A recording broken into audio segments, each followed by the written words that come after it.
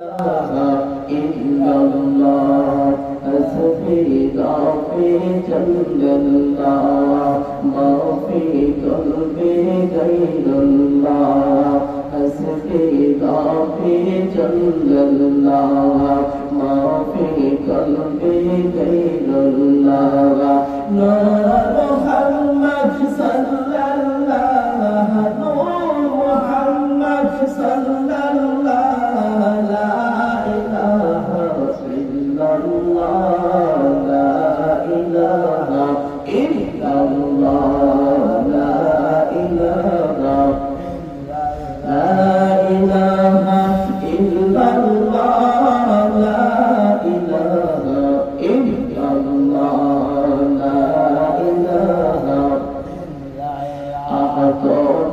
সুন্দর মদিনা কেমনে যাব জানিনা কত সুন্দর মদিনা কেমনে যাব জানিনা দয়া কর দয়ার নবী দয়া কর দয়ার রাসূল সকলে দেখা দেন না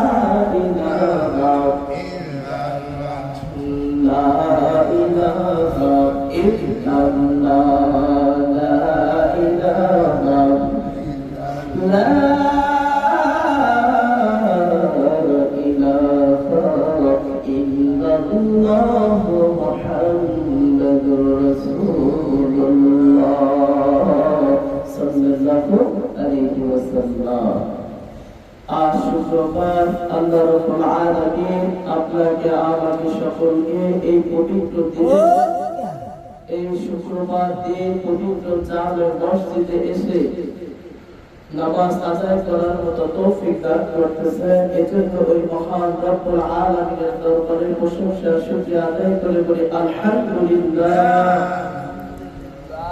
কেবল যে মহান রব্বুল আলামিন আজকে আপনাকে আমাকে এই দুনিয়ার সমস্ত বালা মুসিবত, সমস্ত বিপদ আপদ, সমস্ত কাজ কর্ম সব কিছু থেকে মুক্ত করে আল্লাহ তাআলার ঘরে এসে নামাজ আদায় করার মতো তৌফিক দিয়েছেন। আমার মাওলা যদি চাইতো আপনাকে আমাকে এই সময় ওই বিভিন্ন মুসলিমতে ভর্তি করে রাখতে পারত। কত মানুষ হসপিটালে গেলে দেখা যায়, কত মানুষ কি করতেছে বিভিন্ন কারো হাত নাই, কারো আবার পা নাই, কারো আবার অ্যাক্সিডেন্ট করে তুই পা হারায় ফেলছে, কিন্তু আবার একটা এরকম বিভিন্ন রোগে আক্রান্ত হয়ে গেছে। কিন্তু আমার মাওলা আপনাকে আমাকে দুনিয়ার সব কিছু থেকে মুক্ত করে আল্লাহ রাব্বুল আলামিনের ঘর শুধু তাই নয়, আল্লাহর ওলির দরবারে যাবে মসজিদে এসে বসার তৌফিক দান করতেছে। এজন্য আমার ওই মহান রব্বুল আলামিনের দরবারে প্রশংসা আর শুকরিয়া আদায় করে বলে আলহামদুলিল্লাহ। কেননা আমার মাওলা আপনাকে আমাকে দুনিয়ায় কেন পাঠাইছে? একমাত্র তার ইবাদত বন্দেগী করার জন্য। কিন্তু আফসোস, আজকে আপনি আমি এই দুনিয়ার মহাপথে পড়ে গেলাম। আজকে আপনার আমার বাড়ি করা লাগবো, আজকে আপনার আমার ছেলে সন্তানদের মনে খাবার দিতে হইব, তাদের জন্য জায়গা লাগবো, তাদের জন্য কত সম্পত্তি করা লাগবে। একটু চিন্তা করে দেখো, আমার মাওলা এত আদর করে মানুষ বানাইল, আমার মাওলা যদি আপনার আমার মানুষ না বানাইল, পশু পাখি বানাইল, আপনাকে আমাকে যদি জীবজন্তু জানোয়ার গাছপালা ছোট বানাইত, তাহলে কি আপনি আমি ওই মাওলার এই দুনিয়াতে এত ধন সম্পদ করতে পারতাম? কিসের ছেলে সন্তান, কিসের টাকা পয়সা, কিসের আত্মীয় স্বজন, দুনিয়া কিছুই করতে পারলাম না। শুধু মাওলার কাছে ফরিয়াদ করতাম, শুধু আমার মাওলা তুমি আমার পশু পাখি জীবজন্তু না বানাইয়া যদি মানুষ বানাইতা, তাহলে আমি তোমার মাওলার ইবাদত সংরক্ষণ করতে পারতাম। আর আপনি আমি এখন মানুষ হইলাম, আশরাফুল মাখলুকাত হইয়া ওই মাওলার ইবাদত বন্দেগী করি না, ওই মাওলা পাকের জিকির করি না, আল্লাহ ওয়ালাদের সুহবতে থাকি না, আল্লাহ ওলির সুহবতে ভালো লাগে না, আপনার আমার আল্লাহ রাসূলের সম্মান ভালো লাগে না, আল্লাহ তাআলা ইবাদত বন্দেগী ভালো লাগে না। কি করছে? আপনি আমি দুনিয়ার মহাপথে ঘুরে সব ভুলে গেছি। শুধু মাথার মধ্যে চিন্তা, কিভাবে বাড়ি করবো, কিভাবে গাড়ি করবো, কিভাবে ধন সম্পদ করবো, একটা বারো চিন্তা করি না গো। চোখের সামনে কত মানুষ মারা গেল, আপনার আমার চোখের সামনে ভাই মারা যায়, চোখের সামনে ছেলে সন্তান মারা যায়, চোখের সামনে বাবা মারা যায়, চোখের সামনে আত্মীয় স্বজনরাও চলে যাচ্ছে। একটু ভেবে দেখো, কেউ যদি 100 বিঘা 1000 বিঘা সম্পত্তির মালিক হয়, তারপরেও তার এখন কি আছে? কিচ্ছু আপনার আমার সঙ্গে যাবে না, যাবে শুধু নেক আমল। আপনি কতটুকু হক্কানি আল্লাহ সুবহানাহু ছিলেন, কতটুকু আল্লাহ রাসূলকে ভালোবাসছেন, অনুকরণ করছেন, অনুসরণ করছেন এবং আল্লাহ তাআলা ইবাদত বন্দেগী করছেন। এর জন্য আপনার আমার কি করতে হবে? সর্বপ্রথম আমার নবীজির প্রেম অন্তরে থাকতে হবে। কেননা আপনার আমার রাসূলের মহব্বত, আপনার আমার হলো ঈমান। আজ আর অন্তরে ঈমান নাই, তার রাসূলের মহব্বত নাই। আর মহব্বত থাকলে, ঈমান যদি না থাকে, আপনার আমার আমল আসবে কই থেকে? ওই আমলের কোনো শান্তি ফয়েজ নাই, ওই আমল আপনাকে খারাপ কাজ থেকে বাঁচাইতে পারে না। এজন্য আমার আল্লাহ পবিত্র কুরআন শরীফের মধ্যে বলেন, কুল ইন কুনতুম তুহিব্বুনাল্লাহা ফাত্তাবিউনি ইউহিব্বুকুমুল্লাহু ওয়া ইয়াগফির লাকুম যুনুবাকুম আল্লাহু গফুরুর রহিম। আল্লাহ রাব্বুল আলামিন বলেন, তোমরা যদি আমি আল্লাহর ভালোবাসা পেতে চাও, তাহলে আমার রাসূলকে ভালোবাসো। আমার রাসূলকে অনুসরণ করো, অনুকরণ করো, তাহলে আমি আল্লাহর ভালোবাসা পেয়ে যাবা। কি করতে হবে? আমার রাসূলকে ভালোবাসতে হবে, অনুকরণ করতে হবে, অনুসরণ করতে হবে। কেমন ভালোবেসেছিল আল্লাহ নবীর সাহাবী হযরত আবু বকর, আল্লাহ নবীর সাহাবী হযরত আবু বকর কেমন ভালোবাসতো।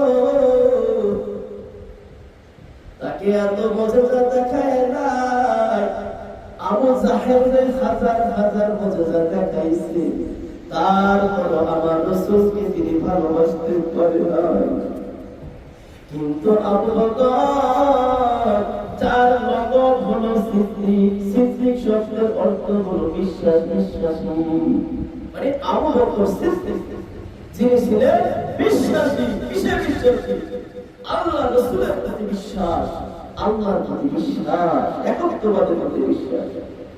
কেমন বিশ্বাস! আবু বকর একদিন ব্যবসার উদ্দেশ্যে যখন তিনি একটা শহরে ভ্রমণ করিলেন, এমন সময় আবু বকর স্বপ্ন দেখে আকাশের চাঁদ এবং সূর্য তারাগুলি তার বুকের মধ্যে এসে যায়। আবু বকর এত সুন্দর স্বপ্ন দেখার পর তিনি কি করবেন তিনি ভেবে চিনতে পারছেন না। হাই হাই, আমি কি স্বপ্ন দেখলাম? তিনি তার ব্যাখ্যা জানার জন্য ওই শহরের ভিতরে তাওরাত, জাবর, ইনজিল কিতাবের পারদর্শী একজন পাদ্রী ছিলেন। ওই খ্রিস্টান পাদ্রীর কাছে যে বলে, হে ধর্ম বিশেষজ্ঞ পাদ্রী মহাজন, আমি গত রাতে গভীর রজনীতে একটা স্বপ্ন দেখলাম। স্বপ্নটা ছিল এরকম, আমি স্বপ্নে দেখি আকাশের চাঁদ আর তারকাগুলি আমি আবু বকরের বুকের মধ্যে,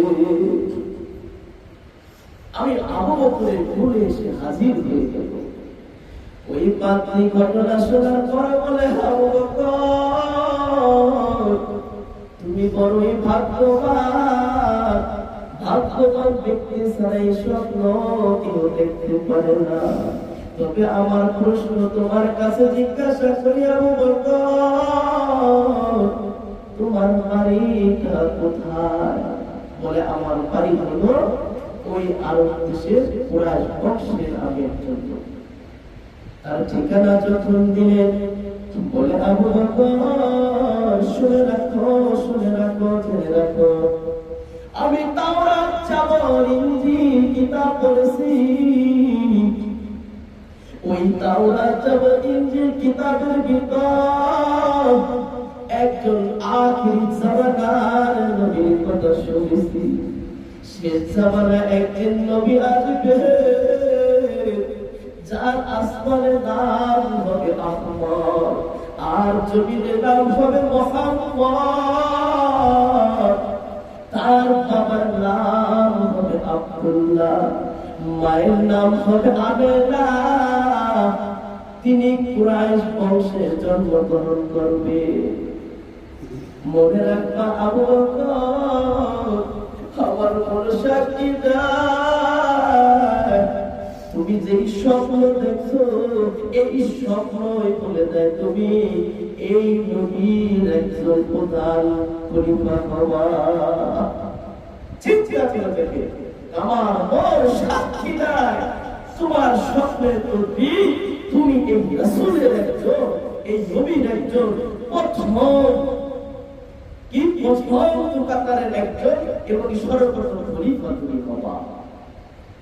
চিন্তা করে দেখুন আবু বকর একটা স্বপ্নের ব্যাখ্যা পাওয়ার পর তার মনটা অশান্তি। না জানি আমি ওই নবীজিকে কবে দেখবো, ওই নবীজির দেখা আমি আবু বকর কবে পাবো, আর ভাগ্যবান হয়ে যাবো। হযরত আবু বকর রাদিয়াল্লাহু তাআলা তিনি কি করলেন? তিনি যখন একদিন শুনতে পেলেন কুরাইশ বংশের একজন লোক তার নাম মুহাম্মদ, আল্লাহর নবী যখন তার উপরে কুরআন নাযিল হলো, তিনি যখন নবুয়তি ঘোষণা করলেন, নবুয়তি ঘোষণা করার পর আল্লাহর রাসূল যখন তিনি কি করলেন? মানুষ ইসলামের বাণী প্রচার করতে চেষ্টা করলেন, বলা শুরু করে দিলেন। এই ঘটনা যখন আবু বকরের কানে মুসা, আবু বকর একটা মুহূর্ত আর দেরি করলো না। আমার নবীজি আবু বকরের ডাকে নাই, আমার নবীজি আবু বকরকে কাছে যেও বলে নাই। আবু বকরের অন্তর সাক্ষী দিছে এই লোকটাই তাহলে সেই মুহাম্মদ, এই লোকটাই আখিরি জামানার তাহলে সেই নবী হবে। আল্লাহর নবী সাহাবী হযরত আবু বকর রাদিয়াল্লাহু তাআলা কি করলেন? তিনি রাসূলের দরবারে চলে গেলেন, তার কাছে যে দেখা করলেন, বলে আপনি যে আল্লাহর নবী আমার মন সাক্ষী দেয়, কিন্তু আমার ভিতরে একটা আমার ভিতরে প্রশ্ন, একটা চিন্তা, একটা জিনিস ঘুরপাক খাচ্ছে। আপনি দয়া করে একটা মুজিজা দেখান, তাহলে আমি আবু বকর 100% নিশ্চিত হয়ে যায় আপনি সেই নবী মুহাম্মদ, আমার দয়ার নবী, মায়ার নবী, কামলিওয়ালা নবী। তিনি কি করলেন? আবু বকর তাহলে শুনো, তুমি যেহেতু তোমার মনে আছে তুমি ব্যবসায় যে একটা স্বপ্নে দেখেছিলা, যে স্বপ্নে দেখেছিলা আকাশের তারকা, আকাশের চন্দ্র সূর্য, তুমি আবু বকরের কোলে এসে হাজিরা দিল। এই কথা শোনার পর আবু বকরের আর দেরি করলো না, বলিয়া আপনি হে নবী, আমার আর বুঝতে বাকি নাই। কারণ হইল আমি যে ব্যবসায় স্বপ্নে দেখেছি, এই কথা শুধু একজন মাত্র পাত্রী জানতো, এই পৃথিবীর কেউ জানতো না, এই পৃথিবীর কেউ জানার কথা না। তাহলে আপনি জানলেন, আর পাত্রী যে ব্যাখ্যা দিল আপনার নাম মুহাম্মদ, আপনি এই বংশের কুরাইশ বংশের লোক, এবং শুধু তাই নয়, এত সুন্দর চেহারা আপনার, এবং আপনি যে মুজিজা দেখাইলেন, আমার আর বুঝতে বাকি নাই আপনি সেই মুহাম্মদ, আখিরি জামানার নবী। এইভাবে আবু বকর আল্লাহর নবীর হাতে হাত রেখে বাইয়াত করে আল্লাহ রাসূলের এই ধর্ম ইসলাম কবুল করলেন, কুরআন মেনে নিলেন, সব কিছু মেনে নিলেন, আল্লাহর একত্ববাদে বিশ্বাস করলেন, কালেমা পড়লেন। আল্লাহর নবী স্বীকার করলো, হ্যাঁ আমি আল্লাহর নবী মুহাম্মদ, আমি আখিরি জামানার নবী হিসেবে আল্লাহ আমাকে পাঠাইছে। কেন বলবো না? বলে আল্লাহ তাকে প্রতিনিধি করে পাঠাইছে, এজন্য তার প্রচার করছে। চিন্তা করে দেখুন, যাকে আল্লাহ হেদায়েত দেয় তার এত দলিল লাগে না, এত স্বপ্ন লাগে না, এত মুজিজা, এত কারামত লাগে না, একটাতেই যথেষ্ট। কিন্তু আফসোস, আল্লাহর নবীর চাচা আবু জাহেল হাজারো কারামত দিয়া মুজিজা দিয়া ওনারে কি করলো না? বিশ্বাস করাইতে পারলো না। এখনো যারা নবীজির পাগল, নবীজির আসে, তারা এত তন্দের পিছনে খুঁজে না, তারা এত কিছু দেখে না। যখন কারামত দেখতে পায়, শুনতে পায়, সাথে সাথে আল্লাহ ওলিদের সোহবত মেনে নেয়, আল্লাহ ওলিদেরকে ভালোবাসে। কেননা আমার আল্লাহ পবিত্র কুরআন শরীফের মধ্যে বলেন, وَمَن يُضْلِلْ فَلَن تَجِدَ لَهُ وَلِيًّا مُرْشِدًا। আমার আল্লাহ বলে, আমি তাকে হেদায়েত করি, ওই ব্যক্তি হেদায়েত প্রাপ্ত হয়, আর আমি তাকে পথভ্রষ্ট করি, সে কখনো পথ প্রদর্শনকারী পায় না, আল্লাহর ওলি পায় না, মুর্শিদ পায় না। তো বর্তমান যুগে হক্কানি আল্লাহওয়ালা, হক্কানি পীর মাশায়েখদের সুহবত যাদের ভাগ্য খারাপ তারা কখনো পায় না। যাকে হেদায়েত করে তারাই পায়, তারাই বিশ্বাস করে। আর বিশ্বাসটা এরকম দিবি, বিশ্বাস করতে হবে আবু বকর সিদ্দিক রাদিয়াল্লাহু তাআলা আনহুর মতো। আল্লাহর নবীর সাহাবী আবু বকর তিনি কিন্তু শত শত কারামতের আশা করে না, মুজিজার আশা করে নাই। তিনি একটা মুজিজার মাধ্যমে কি করছে? আল্লাহর নবীকে স্বীকার করে নিয়েছে। কেমন স্বীকার? যখন আবু বকর শুনতে পায় আল্লাহর নবী কি করছে, মেরাজে গমন করেছে। মেরাজের ঘটনা এমন একটি ঘটনা যেখানে হাকিকত মারিফতে পরিপূর্ণ। আল্লাহর নবী বলে, আমি একটু ওযু করলাম, ওযুর পানি গড়াগড়ি খাইতেছে। যে দরজা তিনি বের হইছে, ওই দরজার তালাটাও নড়তেছে। এমনি সময় তিনি বের হইবেন আর আসলে দেশে বলে, ওগো তোমরা শুনছো? আমি আমার বাবার সঙ্গে 27 বছরের কথা দেখাশোনা করে আসলাম, আমার বাবার সঙ্গে আমি সাক্ষাৎ করে আসলাম, সশরীরে সাক্ষাৎ করলাম। বিস্তারিত ঘটনা সংক্ষেপ করে বললাম। চিন্তা করে দেখুন তিনি কি বললেন। একটা মুহূর্তের মধ্যে তিনি বলে, আমি 27 বছর আমার বাবার সাথে কাটাইছি। এই ঘটনা শোনার পর ওই সময় অনেকের ভিতরে খটকা ঢুকলো, কিভাবে সম্ভব? ঠিক না? এটা কিভাবে সম্ভব? 27 বছর পার করে কত আল্লাহর নবী কেন একটু আগে আসতেছে, এখনো ওজুর পানি করাইতেছে। অথচ আল্লাহ রাসূল বলে, ও আমার সাহাবীরা, তোমরা জানো আমি এই সময়টুকুতে আমার নবীর সঙ্গে 27 বছর পার করেছি। অনেক সাহাবীর ভিতরে ঘটনা, ওই কথা শোনার পর বাড়ির দিকে যায়। এক সাহাবী আরেক সাহাবীকে বলতে শুরু করে দিয়েছে, কিভাবে সম্ভব? মন তো মানে না। মনের মধ্যে আবু বকর রাদিয়াল্লাহু তাআলা আনহুর সাথে দেখা। বলে, ভাই আবু বকর, তুমি কি শুনছনি? বলে কি? আমার নবীজি বলে তিনি নাকি একটা মুহূর্তে 27 বছর আল্লাহর নামে কাটাইলো। এই ঘটনা এইভাবে বিস্তারিত বলতে শুরু করলেন। আবু বকর বলে, আমার ভাই সাহাবীরা, তোমরা কি আল্লাহ রাসূলের নিজ কবর জবান থেকে শুনছো কিনা? তোমরা কি আমার নবীজি পবিত্র জবান মোবারক থেকে শুনছো কিনা, নিস্তারে শুনছো কিনা? বলে, ভাই আবু বকর, সত্য করে বললাম, আল্লাহ রাসূলের জবান থেকে আমরা শুনেছি।